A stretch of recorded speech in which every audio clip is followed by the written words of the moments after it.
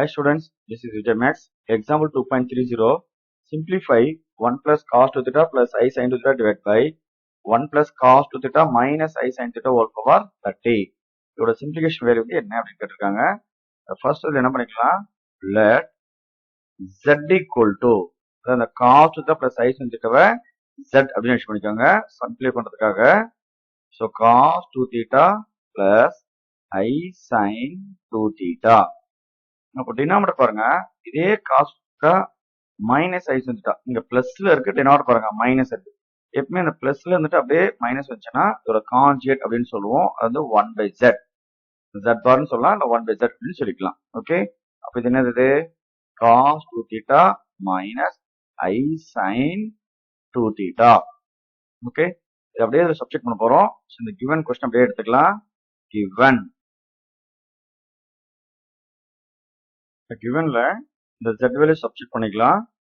So given பாருங்க 1 plus, so நம்மளுக்கு numerator பாருங்க cos 2 theta plus i sin theta value என்னது z டிவைட் பை டினாமினேட்டர் பாருங்க 1 plus cos 2 theta minus i sin theta value என்னது 1 by z whole power 30.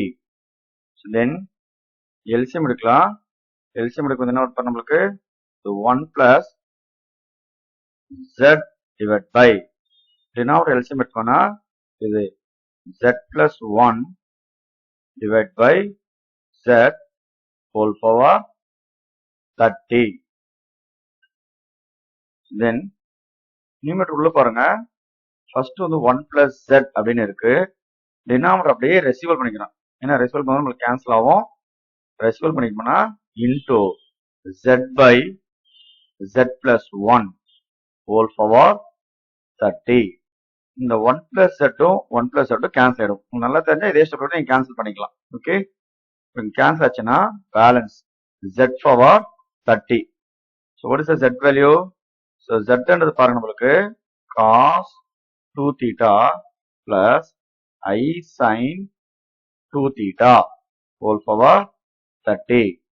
De Moivre's condition apply பண்றோம். இன்ட்ல பாருங்க இந்த ஹோல் பவர் n அப்படின்னு வந்துச்சுன்னா அது n தீட்டா அப்படின்னு எழுதிக்கலாம்.